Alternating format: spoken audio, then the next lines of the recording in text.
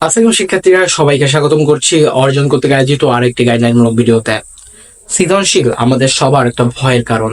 কারণ একটা সৃজনশীল যদি পারফেক্ট ওয়েতে না লেখা হয়, এটা যে পূর্ণ মার্ক পাওয়া খুবই কষ্টকর। যার ফলে পরীক্ষার হলে যখন সৃজনশীল লিখতে দিতে হয়, আমরা এটা জানি না কিভাবে লিখতে হয়, বা যদি লিখি কিভাবে সর্বোচ্চ মার্ক নিশ্চিত করতে হয়, এটা আমরা এখনো জানি না। তো তুমি যদি আজকের ভিডিওতে দেখো, আমি আজকের ভিডিওতে তোমাকে ফুল সৃজনশীল লেখার ফরম্যাটটা এবং কিভাবে লিখলে তুমি সৃজনশীলের সর্বোচ্চ নাম্বার পেতে পারো, এই বিষয়ে একটা আইডিয়া দিব। তা তুমি যদি আমার চ্যানেল নতুন হয়ে থাকো, আমি আব্দুল মুস্তাকিম, পড়াশোনা করছি খুলনা বিশ্ববিদ্যালয়ে। তো চলো বেশি কথা না বাড়িয়ে আজকের ভিডিও শুরু করা যাক। তো আমরা জানি যে আমাদের সৃজনশীল মূলত থাকে কি করে। সৃজনশীল একটা উদ্দীপক থাকে, এখানে আমাদের যে কোনো একটা উদ্দীপক দিয়ে দেওয়া হয়, এরপরে আমাদের চারটা প্রশ্ন দেওয়া থাকে।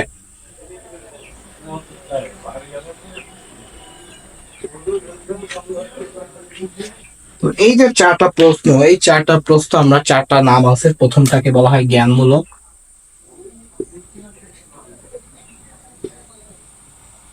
দ্বিতীয়টাকে বলা হয় অনুধাবনমূলক,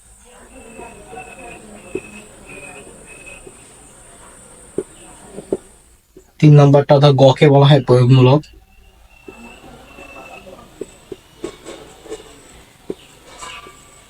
সেটা হচ্ছে উচ্চতার দক্ষতা। এই যে নামগুলো, এই নামগুলোরই যদি ব্যাখ্যা আমরা বুঝতে পারি, তাহলে এটা দিয়ে আমাদের প্রশ্ন কিভাবে লিখতে হয় সেটা আমরা খুব সহজে বুঝে যাবো। আচ্ছা, এখন এই যে প্রশ্নগুলো, এটার একটা পূর্ণ মান কত তাই আমরা জানি। জ্ঞানমূলক এটার জন্য আমাদের দেওয়া হয় হচ্ছে 1 মার্ক। আমাদের অনুধাবনমূলক খ নম্বর, এটার জন্য আমরা পাই 2 মার্ক। আমাদের প্রয়োগমূলকের জন্য বরাদ্দকৃত মার্ক 3। আর আমাদের উচ্চতার দক্ষতার জন্য আমাদের বরাদ্দকৃত যে মার্ক, এটা হচ্ছে 4। এখন এই প্রশ্নগুলো আমাদের পরীক্ষায় যখন আসে, আমরা কি করি, আমরা প্রথমে জ্ঞানমূলকটা পড়ি। জ্ঞানমূলকটা পড়ার পর আমাদের, আমি বেশিরভাগ খাতা দেখতে গেলে যে সমস্যাটা ফেস করি সেটা হচ্ছে কি, প্রথমত ছেলে পেলে উদ্দীপক খুব পড়ে, বা যারা এই শিক্ষার্থীরা তোমরা ভালো করে উদ্দীপক পড়ো, পড়ার পর তোমরা জ্ঞানমূলকটা যদি তোমাদের কমন পড়ে তাহলে তোমরা এক্সাক্ট লিখো, কিন্তু যদি না পড়ে লিখো না, ওটা ফাঁকা রেখে দাও। এরপর তোমার অনুধাবনমূলকে তোমাকে জিজ্ঞাসা করছে কিছু, তুমি বলছো কিছু। তা তোমাকে যদি জিজ্ঞাসা করে যে ভিড়ের মধ্যে দেখলে মনে হয় তাকে সকলকে আলাদা করা যায়, এই যে কথাটা, এটা কিন্তু বলা হয়েছিল শম্ভুনাথ সেনের ব্যাপারে। কিন্তু অনেক স্টুডেন্ট এটাকে ওই যে অনুপমকে মাকাল ফলের সাথে তুলনা করা হয়েছিল, এই কারণে তারা এইটা রেখাকে কানেক্ট করে তারা ওইটাকে অনুপমের সাথে নিয়ে যায়। এরপর গ নম্বরে যেটা আমাদের প্রয়োগমূলক, এখানে হয় বা উদ্দীপকের সাথে কোনো কিছু একটা দিয়ে এবার বলে, আচ্ছা এইটা কি তোমার অপরিচিত গল্পের সাথে সাদৃশ্য কি, বৈসাদৃশ্য, এটা তুমি একটু ব্যাখ্যা করো। তখন আমাদের শিক্ষার্থীরা যেটা করে সেটা হচ্ছে তারা প্রথমে প্রশ্নটা লিখে, তারা কনটেক্সট কিছু বুঝিয়ে নেয়। মেইন তো আমাদের কনটেক্সট বুঝতে হবে, যে উদ্দীপকে কি বলেছে তার সাথে আমাদের গল্পের কি আছে, এই দুইটা ম্যাচ করে আমার সাদৃশ্য বৈসাদৃশ্য বের করতে হবে। শিক্ষার্থীরা যেটা করে, তারা হচ্ছে উদ্দীপক পড়ে, প্রথমে উদ্দীপক লেখে, লেখার পরে এবার তারা যেটা করে, তারা গল্পের ওইটা লেখে। লিখলে এখন আমার উদ্দীপক আর গল্পের ভিতর কোনো কানেকশন নাই, অর্থাৎ গল্পের যে অংশের কথা বলা হচ্ছে শিক্ষার্থীরা খাতায় সেই অংশ লিখি নাই। যার ফলে কি হয়, তারা চিন্তা করে যে আমি 2-2.5 পেজ লিখে গেছি, 2 পেজ 1.5 পেজ লিখছি, আমাকে তো ফুল মার্ক দেওয়া উচিত। কিন্তু আদৌ কি ফুল মার্ক পাওয়ার যোগ্য? এরপর যেটা উচ্চতার দক্ষতা, এইটা হয়তো বা বলে যে আচ্ছা উদ্দীপক তো আমাদের অপরিচিত গল্পের আংশিক প্রতিফলন। উদ্দীপক এমন কিছু একটা বললো যে কোনো একটা পরিবারে একটা মেয়ের বিয়ে হলো, বিয়ে হওয়ার পর যৌতুকের কারণে তাদের নির্যাতন করা হয়, শেষ পর্যন্ত সে মারা যায়। কিন্তু এটা আমাদের অনুপমে অর্থাৎ অপরিচিত যে গল্প, এটার সাথে কিন্তু সাদৃশ্যপূর্ণ নয়, এবং এটা একটা আংশিক প্রতিফলন। অর্থাৎ এরপরেও আরো কাহিনী আছে আমাদের অপরিচিতার, যেই থাকে আমাদের কল্যাণী, সে নিজে দেশমাতৃকার জন্য সেবায় নিজেকে ব্রত করে। তো এই যে কথাবার্তা, এটা উচ্চতার দক্ষতায় লিখতে হয়। তো এই প্রশ্নগুলো তুমি কিভাবে লিখবে, এটা হচ্ছে এখন মেইন কনসার্ন। তো প্রথমে যেটা আছে সেটা হচ্ছে আমাদের জ্ঞানমূলক। তো জ্ঞানমূলকটা যেভাবে লিখতে হয়, জ্ঞানমূলক অর্থাৎ তুমি এটা হচ্ছে টু দা পয়েন্ট, অর্থাৎ তুমি এটা একদম এক্সাক্ট মুখস্থ নির্ভর উত্তর দিতে হবে। বইয়ের ভাষায় বা বইয়ের মতো না দিলেও এই প্রশ্ন যে উত্তরটা চাচ্ছে তোমাকে সেটাই দিতে হবে।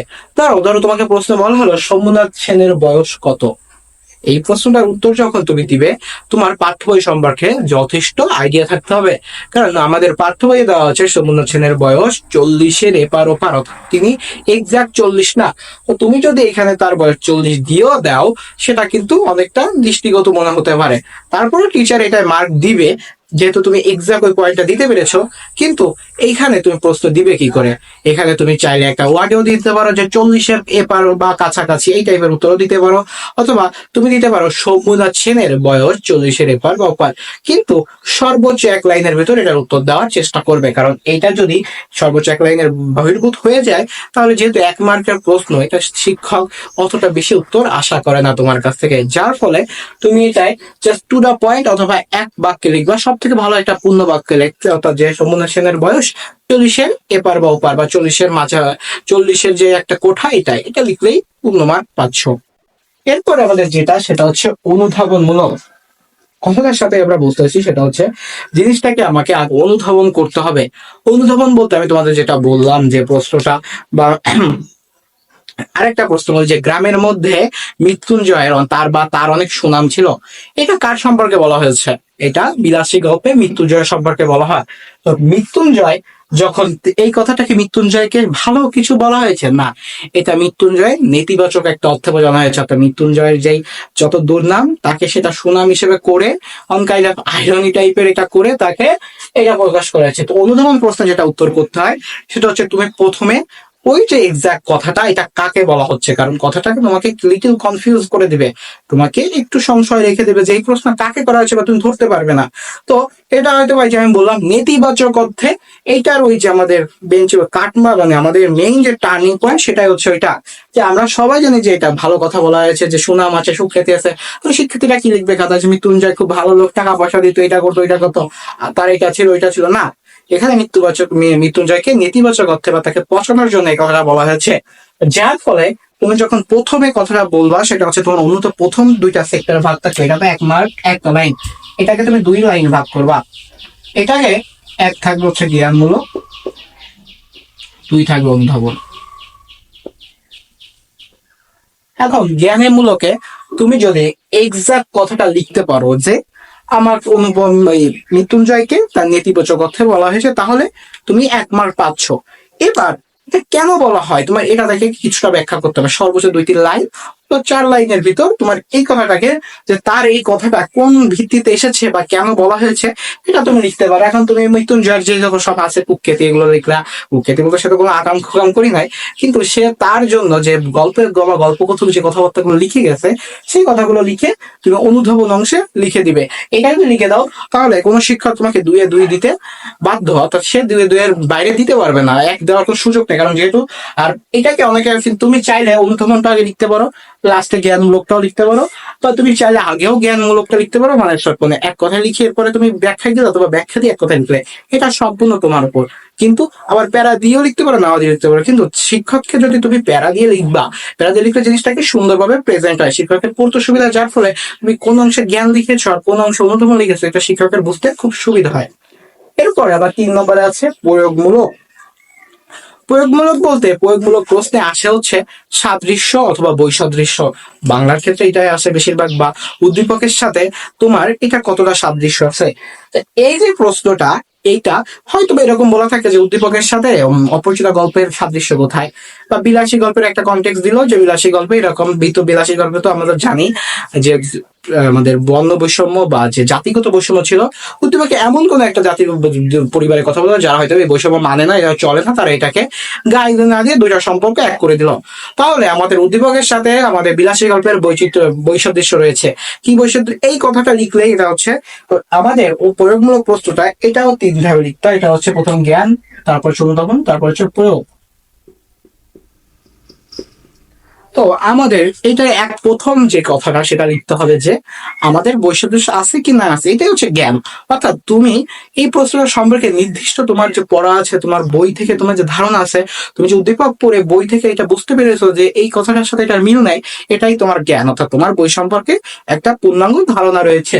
এরপর অনুধাবন। অনুধাবনটা কি, এবার তুমি যেটাকে জ্ঞানমূলকে কানেক্ট করেছো, ওইটাকে তুমি চলে যাবে অনুধাবন করে, অর্থাৎ তুমি পাঠ্য বইয়ের আলোকে ব্যাখ্যা করবে, যেটা তুমি খ নম্বরও করেছো, যে কথাটার কনটেক্সটে বা কথাটার তোমার পরিপ্রেক্ষিতে কিছু কথা তোমার বলতে হবে, যে আমি পাঠ্য বইতে এই কাহিনী আছে, অর্থাৎ আমার বিলাসী গল্পে আমাদের মৃত্যুঞ্জয় এবং বিলাসী যেই তাদের ভিতর সম্পর্ক বা তাদের এটা তারা সেবা করতে যে মৃত্যুঞ্জয় অসুস্থ ছিল সেবা করতে যে এই যে কথাবার্তাগুলো লিখে তাদের ভিতরে সম্পর্ক হয়, পরিবর্তে পরিণয় হয়, কিন্তু শেষ পর্যন্ত মৃত্যুঞ্জয় সাপের কামড়ে মারা যায় এবং সমাজের মানুষের কারণে তাদের অনেক বাধা বিপত্তি হয়।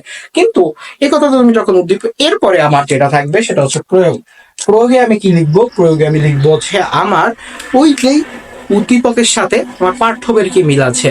তাহলে উদ্দীপকের সাথে পাঠ্য বইয়ের যে মিলটা আছে ওইটা আমি লিখলাম যে উদ্দীপকটা পড়ে দেখলাম হয়তো বা বৈসাদৃশ্য রয়েছে, তাহলে আমি বই আলোকে ওইটা ব্যাখ্যা করে দেবো। এখন তুমি এটা জ্ঞানমূলক আগে লিখতে পারো, অনুধাবন আগে লিখতে পারো, প্রয়োগে লিখতে পারো। না, আমি তোমাকে সাজেস্ট করবো এই সিরিয়ালে লিখতে, কারণ শিক্ষক এই জিনিসটা দেখতে অভ্যস্ত। তুমি যদি এখন নতুন কিছু ট্রাই করো অনেক সময় তো শিক্ষক জিনিসটা বুঝবেই না, যার ফলে তোমাকে উচিত যে এটা তথাকথিত নিয়ম আছে এটা কিন্তু নিজেকে এক্সপ্লোর করতে চাইলে করতে পারো, কিন্তু এইগুলো বোর্ড পরীক্ষার ক্ষেত্রে একটু কম অ্যাভয়েড মানে করো, কারণ কলেজ পরীক্ষা এগুলো করে দেখতে পারো, তোমার নিজেকে এক্সপেরিমেন্ট করে দেখতে পারো। আচ্ছা, last but not the least সেটা হচ্ছে কি আমাদের উচ্চতার দক্ষতা। এইটার পূর্ণ মার্ক 4। এইটার প্রশ্ন কেমন হয়ে থাকে, হয়তোবা তোমাকে এই যে প্রশ্নগুলো বলা হয়েছে তোমাকে এর বহির্ভূত তুমি এই সম্পর্কে কি জানো বা তোমার আরো আইডিয়া আছে কিনা পূর্ণাঙ্গ এই সম্পর্কে ওই টপিকটা সম্পর্কে সেটা জিজ্ঞাসা করা হয়। যেমন তোমাকে হয়তো এমন একটা উদ্দীপক দিয়ে বললো উদ্দীপকের সাথে যে শেষে যে উদ্দীপকের এটা তো আমাদের আংশিক প্রতিফলন মাত্র, এটা ব্যাখ্যা করো। অর্থাৎ তোমাকে বলা হয়েছে যে তুমি এতক্ষণ অব্দি যে উদ্দীপক বা তোমার পাঠ্যবইয়ের বসে তোমার পাঠ্যবইকে একটা আংশিক বা একটা অংশের ব্যাখ্যা।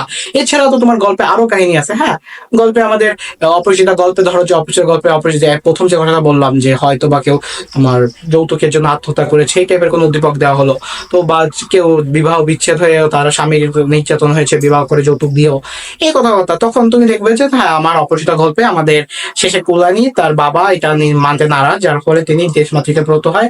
অনুপমও তার জন্য শেষ অব্দি তার কাছে যে নিজেকে সমর্পণ করে বা এইভাবে তার কাছে থাকে। তো এই কথাবার্তাগুলো যখন তুমি লিখবে তুমি প্রথমে লিখবে কি করে? প্রথমে তোমাকে লিখতে হবে জ্ঞান, অর্থাৎ তুমি এই সম্পর্কে তুমি এই যে লাইন লিখবে হ্যাঁ যে উদ্দীপকে এর আংশিক প্রতিফলন আছে এটাই তোমার জ্ঞান। মানে অনেকে আছে যারা এই সম্পর্কে জানেই না তারা লিখবে না প্রতিফলন হয় নাই বা অন্য কিছু কথাবার্তা, যার ফলে এটাই তোমার হচ্ছে জ্ঞান। এবার হচ্ছে অনুধাবন। অনুধাবন কি? অনুধাবন তুমি তোমার যে বইয়ের থেকে বললাম পাঠ্য বই থেকে ওই সম্পর্কে লিখলে। এরপর প্রয়োগ। প্রয়োগ লিখলে যে তোমার উদ্দীপকের সাথে কি কি মিল আছে। এরপর লাস্টে উচ্চতার দক্ষতায় চলে যাবে যখন, তখন তুমি এবার এছাড়াও গল্পে আর কি কি টার্নিং পয়েন্ট ছিল বা আর কি কি ক্লাইম্যাক্স ছিল এগুলো আলোচনা করবে। মানে অর্থাৎ তোমার গল্প শুধু যে ওই একটা অংশের ঘটনার জন্যই যে পরিচালিত হচ্ছে তা না, এছাড়া আরো অনেক কথাবার্তা আছে যা ওই গল্পকে প্রতিনিধিত্ব করে। তো ওইটাই তোমার ওই যে উচ্চতা দক্ষ অংশ ওইটা লিখবে। এটা তুমি সিরিয়াল ওইভাবে তোমার মন মতো লিখতে পারো। তুমি যদি এটাই পূর্ণাঙ্গ ভাবে লিখতে পারো তোমাকে একে 4-এর ভিতর 3 বা 4ও দিয়ে দিতে পারে। এখন কথা, আমি যদি একটাই প্রশ্ন লিখি তাহলে আমার সর্বোচ্চ কত মার্ক দিতে পারে? যদি তুমি সব ঠিকভাবে লিখো এবং তোমার প্রশ্ন লেখার ফরম্যাট, তোমার মার্জিন, তোমার লেখার ওয়াইজ সার্চ, তোমার পড়া লিখতে পড়তে পারে, লেখা পড়তে পারে, তাহলে আমি আশা করব তুমি 10-এ 9 পাবে। 10-এ 10 কেন পাবে না এটা বলি। 10-এ 10 কেন তোমার এটা সেটা হচ্ছে পারফেক্ট খাতা। পারফেক্ট খাতা হওয়া খুবই একটা মানে কষ্টসাধ্য ব্যাপার, কিন্তু তুমি যদি 10-এ 9ও পাও তাহলে হচ্ছে 7-নং 63, অর্থাৎ তুমি 7-নং 63 বলতে কিন্তু অনেক হিউজ মার্ক। এই পাশে 63 আর ওইখানে যদি তুমি এমসিকিউতে 25-26 পাও তাও তোমার প্রায়, তাহলে তোমার প্রায় 80-90 ঘরের কাছাকাছি চলে যায়, 90-এর কাছাকাছি চলে যায়, যার ফলে এই যে লেখার এটা কিন্তু ডিসেন্ট মার্ক। তো এইভাবে যদি তুমি লিখতে পারো এবং এখন থেকে প্র্যাকটিসটা করতে পারো, এটা তুমি এসএসসি 25 হও, এসএসসি 26 হও, এসএসসি 27 হও, এই ফরম্যাটটা ফলো করো, তোমাদের পরীক্ষা সৃজনশীল লেখার যে কায়দা এটা পুরো পাল্টে যাবে এবং লেখার যে ধরন নতুনত্ব চলে আসবে। তো এই ছিল আজকের ভিডিওটি কেমন লেগেছে সম্পূর্ণ ভিডিও আশা করি দেখেছো, তো ওটা অবশ্যই জানাবা। আর কি কি ভিডিও চাও সেটাও জানাও। তো দেখা হচ্ছে পরের ভিডিও। সুস্থ থাকো, সুন্দর থাকো, পড়াশোনার সাথে থাকো। আসসালামু আলাইকুম।